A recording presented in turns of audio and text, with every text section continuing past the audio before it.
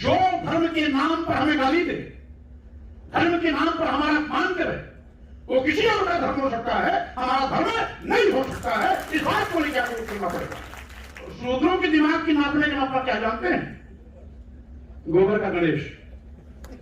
अब गोबर का अगर ये गणेश बना के बेचना शुरू कर दें तो सब ज्यादा बैकवर्ड खरीदेगा। फूले को शिक्षा के देवी का स्थान न दे करके दिया किसे जाता है? पूजा अर्चना किसकी की जाती है? सरस्वती की। अंग्रेजों ने इसके लिए कहा था ब्राह्मण को न्यायपालिका में नहीं भेजना, क्योंकि वो न्याय कभी कर ही नहीं सकता। हम इतने भी कमजोर नहीं कि कोई हमें गोली से दबा सकता है, गोली से दबा सकता है, कोई हमें फर्जी मुकदमे से दबा सकता है। हम उन लोगों में से नहीं है जो किसी के सीबीआई से डरेगा, किसी के ईडी से डरेगा, किसी के फर्जी मुकदमे से डरेगा। आज आवश्यकता है एक नई नेतृत्व देने की। आज बाबा साहब नहीं है, मनोहर काश्यप जी पैदा हुए, आज मनोहर काश्यप साहब भी नहीं है। फिर किसी को पैदा होना है। लेखक अपनी लेखनी चलाए, पत्रकार अपनी कलम की धार तेज करे, अधिकारी भी सम्मान स्वाभिमान के साथ जितना उनके कलम से लोगों को भला हो सकता करना चाहिए। राजनीति में रहने वाले लोग भी विचारों से कोई समझौता करता है तो मैं उसको राजनीतिक नहीं मानता हूं, तो कोई और क्यों उसी बात हमसे क्यों ना हो। इस बात की जो भावना आप सबके अंदर होगी तो एक नहीं अनेकों ऐसे लोग पैदा हो जाएंगे जो क्षत्रिय होने का बहुत घमंड करते हैं। वो भी सुने, 5 साल के ब्राह्मण 100 साल के क्षत्रिय में पिता पुत्र का संबंध होता है, जिसमें 100 साल के क्षत्रिय का 5 साल का ब्राह्मण पिता होता है। जिस भारत भूमि में भगवान बुद्ध पैदा हुए हों, ज्ञान पाए हों, शिक्षा दिए हों और परिनिर्वाण प्राप्त हुए, वो पोंगा पंथियों को शिकार बन के रहेंगे।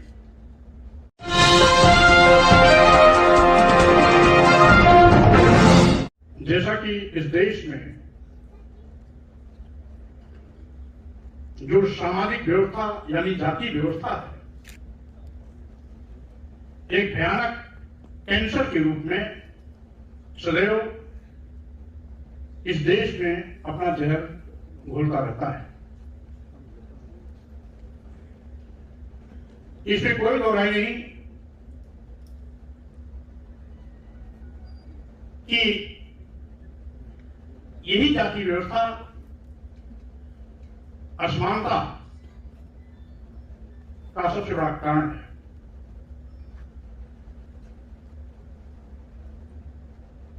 यह प्रदेश शुरुआती दौर से जब से जाति व्यवस्था आई है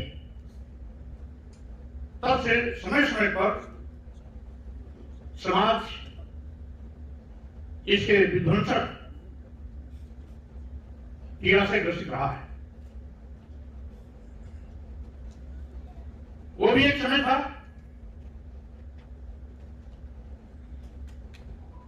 जब गरीबों आदिवासियों को शिक्षा देने की शुरुआत करने पर कभी शंभू का रस काटा गया था। अपने भर पौरुष को शिक्षा लेने में महारत हासिल कर द्रोणाचार्य के शिष्य अर्जुन को पराजय करने वाला एकलव्य का अंगूठा भी काटा गया। यही सामाजिक व्यवस्था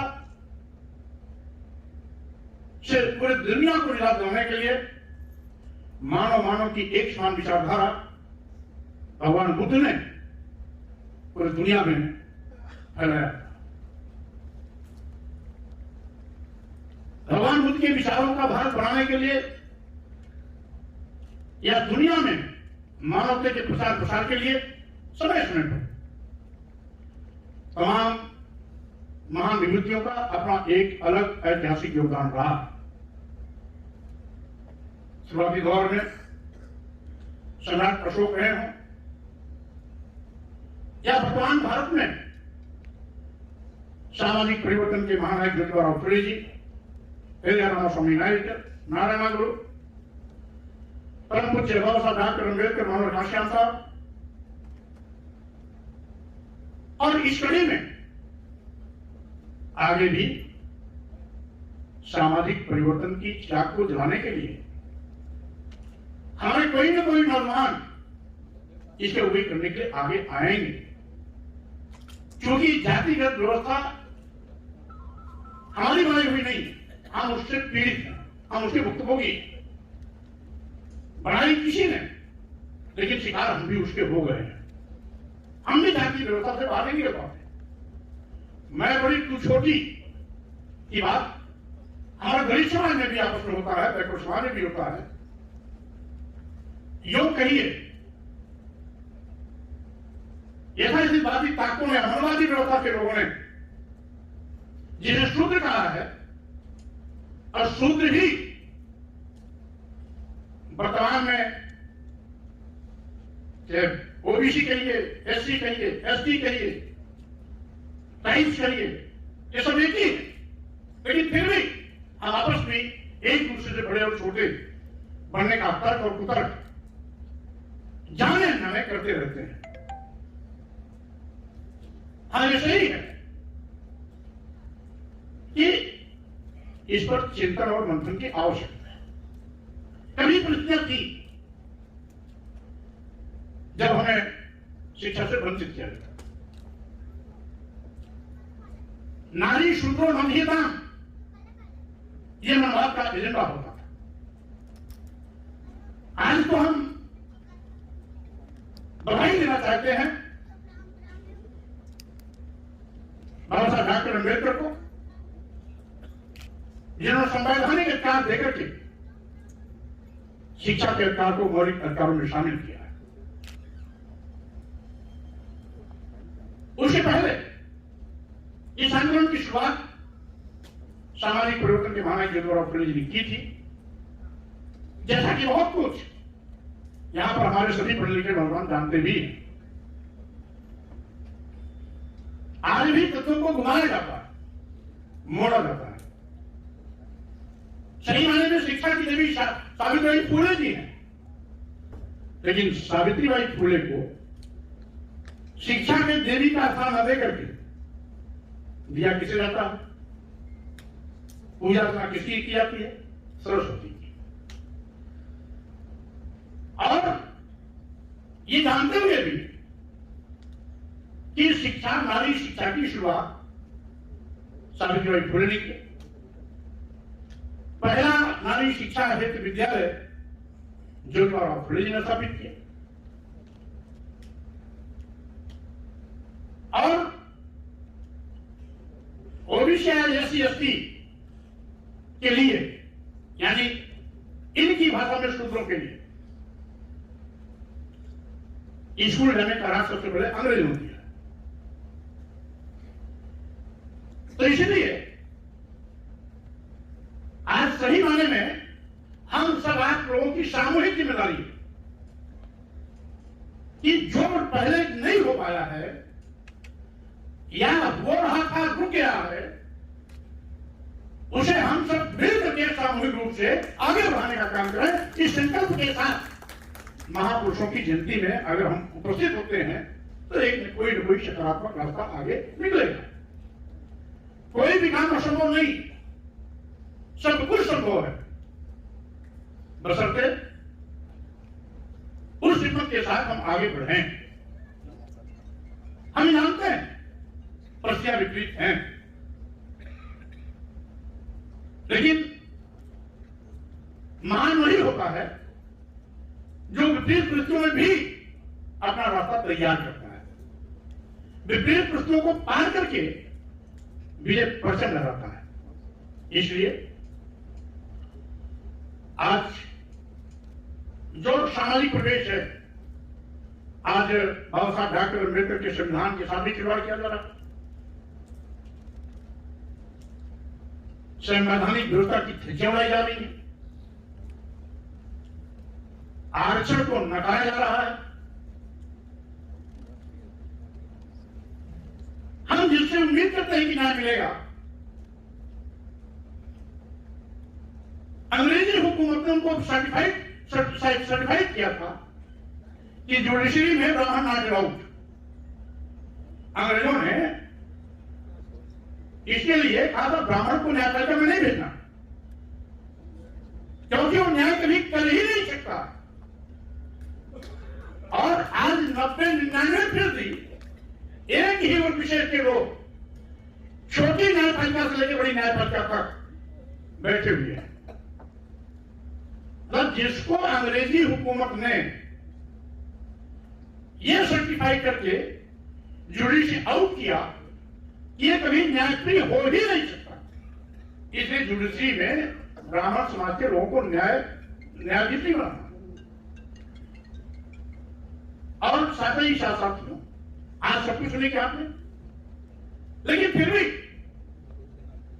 आंदोलन में बड़ी ताकत होती है और यही लोकतंत्र है। यही लोकतंत्र है कि हम अपनी बात आंदोलन के माध्यम से कहीं भी किसी से भी मनवा सकते हैं। समय ज्यादा लग सकता है, मेहनत ज्यादा करनी पड़ सकती है, संघर्ष का दौर भी लंबा हो सकता है। अब जब मंडल आयोग की सिफारिशें लागू हुई, यानी ओबीसी को आरक्षण कब मिला,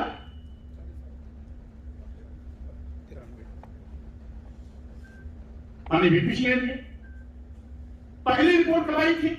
पहली रिपोर्ट 52 में बनाई गई कलेक्टर की, उसकी रिपोर्ट आई, उनकी टोकरी चली गई। फिर बीपी मंडल आयोग के नेतृत्व में बना कमीशन, उसको भी जुटाने की कोशिश करने वाले लोगों ने किया, आंदोलन भी हुए। मानव काशी गांधी के नेतृत्व में एक लंबे अरसे तक साल भर धरना प्रदर्शन करता रहा। यानी परिस्थितियां अनुकूल लाने के लिए भी हाथ पढ़ना पड़ता है।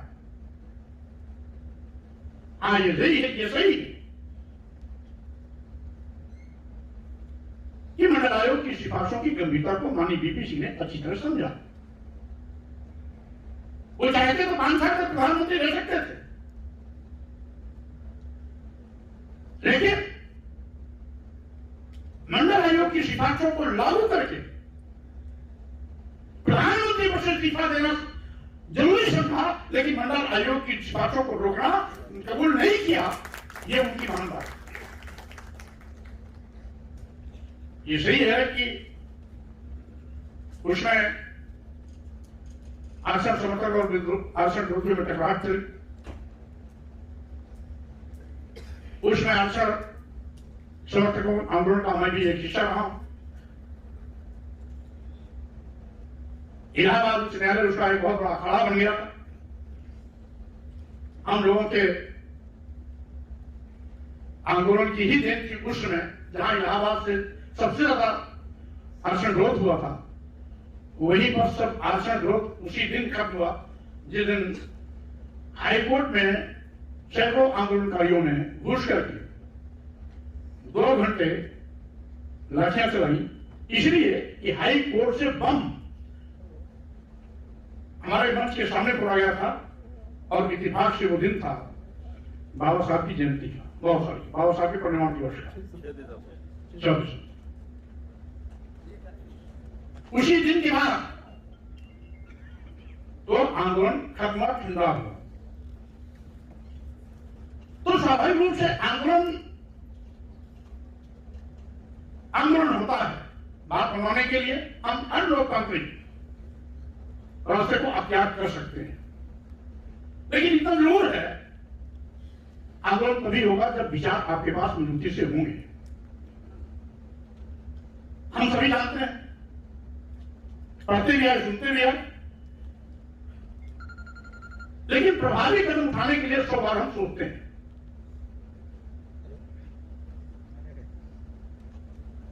उसमें हमने वो प्रश्न देखी, केवल ओबीसी के स्टूडेंट से ही या बैकवर्ड के नौजवान ही विरोध नहीं कर रहे थे। हमारे बड़े सूझबूझ कि नेता होने का फख्र करने वाले भी तमाम लोग विरोध कर रहे थे। अब कौन समर्थन किया, कौन विरोध किया, अब उसमें नहीं जाना चाहते, इसलिए क्यों लागू हो गया। लेकिन आज लागू होने के बाद भी अब झुटलाया जा रहा है। मैं खुद उसका गवाह हूं और उसका प्रखर विरोध करके मैं साथ भी छोड़ा, जिसमें 69,000 शिक्षकों की भर्ती में 18,000 बैकवर्ड क्लास के आरक्षित पदों पर सामान्य वर्ग के लोगों को नियुक्ति पद दे दिया। ऐसे पुराना नहीं हुआ क्या? अनुसूचित जाति के आरक्षित पदों में से 3,500 पद पर फर्जी शेड्यूल कास्ट बनाकर सर्टिफिकेट बनाकर सामान्य वर्ग के लोगों को नियुक्ति पद पकड़ा दी। क्या बाबा साहब के संविधान का मजाक नहीं है क्या? बिना विज्ञापन निकाले एक लाइन का कैबिनेट प्रस्ताव लाकर, क्योंकि अनुसूचित जात, अनुसूचित जनजात और पिछड़े वर्ग के अभ्यर्थी उपलब्ध नहीं है, इसलिए उत्तर प्रदेश के सभी मेडिकल कॉलेजों में, चिकित्सा विश्वविद्यालयों में एवं अन्य विश्वविद्यालयों में professor, reader, associate professor, assistant professor के रिक्त पदों पर सामान्य वर्ग से भर दिया जाए बिना विज्ञापन निकाले। ऐसे लोग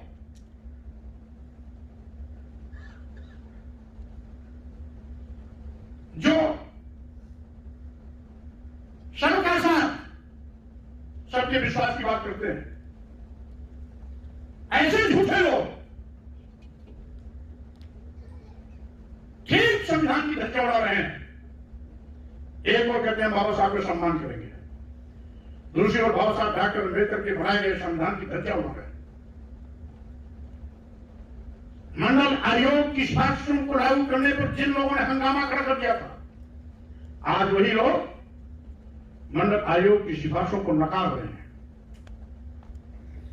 सीधे सीधे आरक्षित पदों पर सामान्य के लोगों को नियुक्ति पद देना, इस बात को जाहिर करता है कि ये कभी भी इनके रहते गरीबों का भरण नहीं हो सकता, दलितों और पिछड़ों का भरण नहीं हो सकता, और यही आज हो रहा है। इस साथियों, हमारे अतीत गौरवशाली महापुरुषों का जीवन हमेशा मार्गदर्शन के लिए पर्याप्त है, और इसीलिए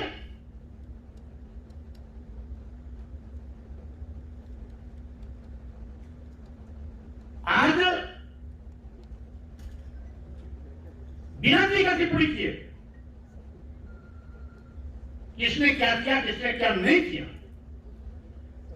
उसको छोड़िए, हमें क्या करना है, इस बात को लेकर के आगे बढ़िए और स्वाभाविक रूप से जो भी जुर्म जाति अत्याचार के खिलाफ आवाज उठानी चाहिए, हम आपके साथ हैं, हमेशा आपकी बात को मजबूती से उठाते रहने का काम करेंगे।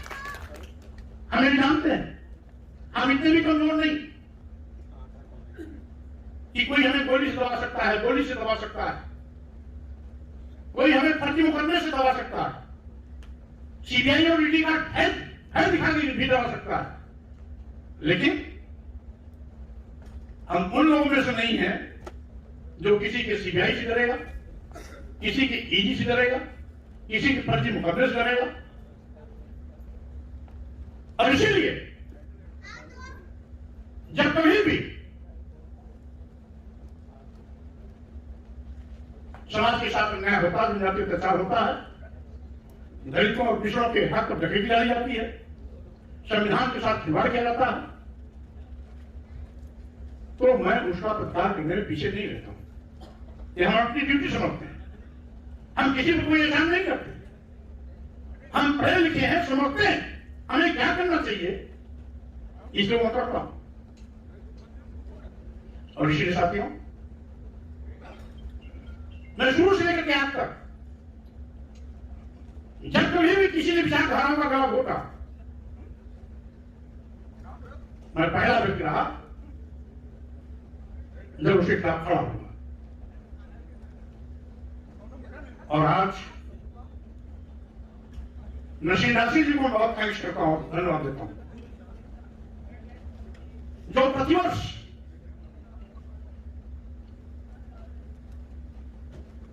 मंडल आयोग की सिफारिशों को लागू करने वाले मसीहा माननीय बीपी सिंह जी की जयंती के अवसर पर इस तरह की विचार गोष्ठी का आयोजन करते हैं। आज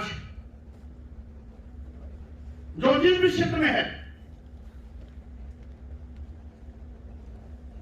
स्वाभाविक रूप से अपने उत्तरदायित्व के निर्वहन में किसी प्रकार की कोई कंजूसी न करे। लेखक अपनी लेखनी चलाए, पत्रकार अपनी कलम की धार तेज करे, अधिकारी भी सम्मान स्वाभिमान के साथ जितना उनके कलम से लोगों को भला उसका करना चाहिए। राजनीति में रहने वाले लोग भी विचारों से कोई समझौता करता है तो मैं उसको राजनीतिक नहीं मानता हूं।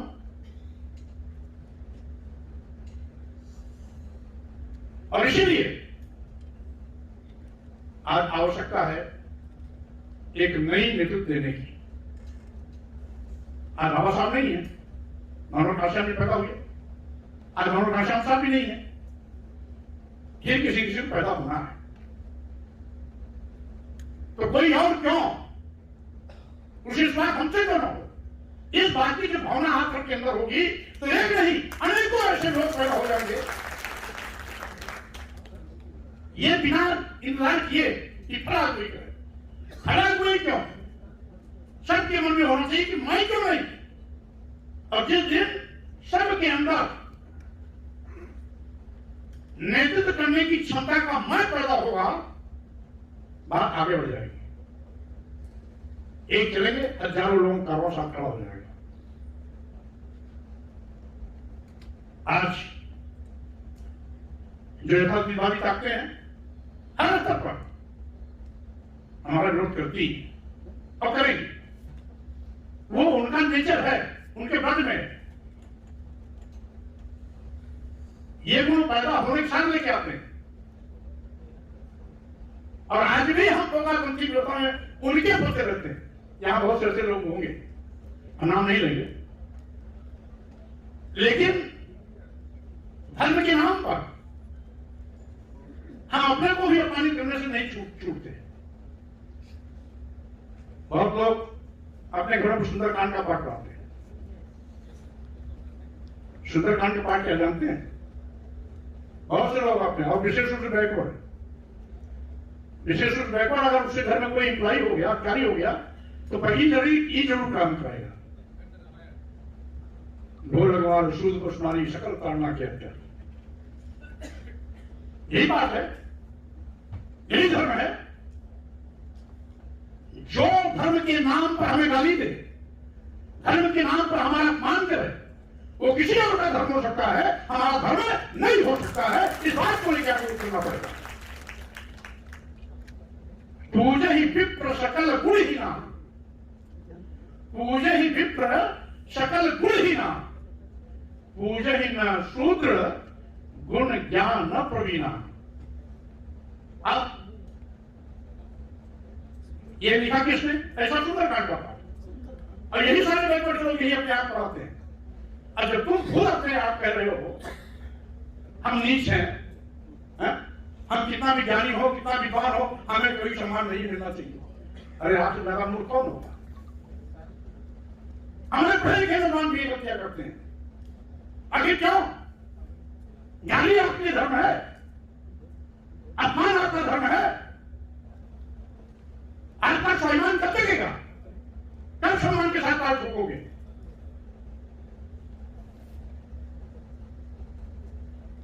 इन्होंने तो गाली का ही धर्म मान लिया। अभी हमारी अनंता सिंह बोल रही, उन्होंने सारी चीज अपने प्रस्तुतिकरण में लिखा, जाति व्यवस्था विचार किस तरीके से, और ये उन्होंने धर्म के रूप में लिखा। मनुस्मृति में लिखा शूद्रम तुकारी दास्यम कीतम अकीतम वा दास से ही तो जनना ब्राह्मण को स्वयंभू यानी ब्राह्मण स्वयंभू है, यह मनुस्मृति में लिखा। और शूद्र दास करके यानी गुलामी से ही पैदा हुआ, कीतम अकीतम हुआ, पैसा लेके करे या बिना पैसे करे, यह आपका धर्म कैसे हो सकता है? धर्म के नाम पर हम इनको पंथी व्यवस्था को भी मानते हैं। कोई लोग हमारे क्षत्रिय से सिंह लिखते समझते बहुत बड़े तोप हो गए, उनके लिए भी मनुस्मृति में लिखा पंचवर्षम तू ब्राह्मण शतवर्षम तू क्षत्रपाः पिता पितरो बीजानिया ब्राह्मणत्रो पिता। जो क्षत्रिय होने का बहुत घमंड करते हैं वो भी सुने। 5 साल के ब्राह्मण 100 साल के क्षत्रिय में पिता पुत्र का संबंध होता है, जिसमें 100 साल के क्षत्रिय का 5 साल का ब्राह्मण पिता होगा। अब 100 साल के क्षत्रिय का पिता कौन होगा? ब्राह्मण का बच्चे। और व्यवहारिक जीवन में हमने देखा भी है, हमने वो देखा इस समाज में पैदा होने वाला 5 साल का हो या 25 साल का हो, किसी राजमहल पर भी जाएगा भीख मांगने, तो राजा कितना भी शक्तिशाली क्यों हो, किसी भी वर्ग जात का क्यों ना हो, वो राजा साहब प्रणाम नहीं बोलेगा, वो बोलेगा राजा की जय हो। आशीर्वाद मुद्रा में बोलेगा राजा की जय हो। हमारे तमाम किसी जात के लोग सब मैंने कथा सुनाते हैं, तो कौन सुनाता है कथा? जो कक्षा 1, 2, 3 पढ़ा रहता है। और अपने पिता का भलो करने छूता, लेकिन अंगूठा के सत्यनारायण की कथा कराने को जरूर छूता है। अपने माता पिता को सम्मान कभी नहीं देता हो, ये बात ठीक है। लेकिन धर्म के नाम पर वो गोबर को सिर जरूर झुकाता है। ऐसी जो प्रवेश है, इस सामाजिक प्रवेश के साथ धार्मिक प्रवेश में भी चिंतन करते हुए उससे आपको निकलने का प्रयास भी करना चाहिए। अब ना सोचते हो कि जिसने व्यवस्था बनाई वो निकालेगा आपको, उसने तो आपको मूर्ख बनाया ही है, गुलाम बनाया ही है, इसीलिए कि तुम उसकी गुलामी करो। जैसे कपड़ा अगर लेने जाते हो तो कपड़ा काहे से नापते हैं? मीटर से। दूरी काहे से नापते हैं? किलोमीटर से। दूध काहे से नापते हैं? लीटर से। टेम्परेचर काहे से नापते हैं? थर्मामीटर से। तो शूद्रों के दिमाग की नापने का मतलब क्या जानते हैं? गोबर का गणेश। गोबर के टुकड़े को बना के गोल करके आप सामने रख देंगे और जब कहेंगे इस पे 21 रुपया चढ़ा दो, 5 चढ़ाओ, सुपारी चढ़ाओ, फिर कहेंगे इस पे माथा देख। और आप पत्नी जब माथा देखोगे तो जान लेंगे कि ये इसका अकल भी अभी गोबर का है, इसको अभी नहीं हजारों साल तक लूटते रहो, इसकी आंख खुलने वाली नहीं। तो वो उनका नपना है, उनके दिमाग को नपना है, वो नापते रहते बीच बीच में। इन्हीं कार्यक्रमों के माध्यम से, इन्हीं प्रेरणों के माध्यम से ये नापते रहते हैं। और सरकार की नीति भी है, हम गोबर से पैसा कमाएंगे। अब गोबर का अगर ये गणेश बना के बेचना शुरू कर दें तो सब ज्यादा बैकवर्ड खरीदेगा, उनका धंधा चल जाएगा। अरे तो जो हम भांग खाए हुए हैं, कम से कम हम दूसरों पर उंगली उठाने के बजाय हम अपनी ओर क्यों नहीं ताकते? हम कहां पर हैं इसका आकलन क्यों नहीं करते? अरे उसने दुश्मन का काम लाठी मांगा मारेगा, उसका करेक्टर, लेकिन वही लाठी हम क्यों भागते हैं दूसरों पर? इसलिए साथियों, ये जो सामाजिक सोच है, ये भाषा का चिन्ह नहीं रहना चाहिए। इसको व्यवहारिक हम जानने की जरूरत है। अपने घर और आंगन से शुरुआत करनी है। भगवान बुद्ध भारत में पैदा हुए, भगवान बुद्ध को ज्ञान भी भारत में ज्ञान भी नहीं मिला। भगवान बुद्ध ने पहला संदेश भी यही दिया, भगवान बुद्ध का परिनिर्वाण भी यही हुआ। लेकिन भगवान बुद्ध की विचार पूरी दुनिया में पहुंच गया। 49 देश आज उनके फॉलोअर हैं, 49 देश। और जिस भारत भूमि में भगवान बुद्ध पैदा हुए हों, ज्ञान पाए हों, शिक्षा दिए हों और परिनिर्वाण प्राप्त हुए, वो पोंगापंथियों का शिकार बन के रहेंगे। तो वैचारिक परिवर्तन के लिए आप सही दिशा में आगे तो बढ़ो। जब दूसरे के बनाए हुए रास्ते पे आप चलोगे तो वहां पर उतार कहां होने वाला है। आप भगवान बुद्ध को नहीं समझ पाए, उनके विचार को नहीं समझ पाए। और विचार को अगर समझ गए होते तो पोंगापंथी व्यवस्था से कब के बाहर आ गए होते। लेकिन नहीं, उस पोंगापंथी के शिकार होकर के धर्म के नाम पर आप स्वयं लाउड स्पीकर लगा करके अपना अपमान अपने घर पे करवाते हो। अब बिलाई के लिए जाते हो, अपमान करने वाले को 25-50 रुपया देते भी हो, नहीं समझे, और कहते हो अगले साल फिर आना, अगले साल फिर इसी प्रकार कार्यक्रम होगा। यानी हर बार गाली देने के लिए उसे आमंत्रित भी करते हो। अरे भाई, जब आपके बुद्धि में गोबर भरा है तो आपका भला दूसरा कैसे करेगा? अपनी भलाई के लिए आप जब तक खुद नहीं पहल करोगे, जब खुद नहीं सोचोगे, तब तक दूसरा तो चाहता है या मर रहे हो और मर जाओ, उसका पक्ष चलेगा तो आपको और नीचे डाल देंगे।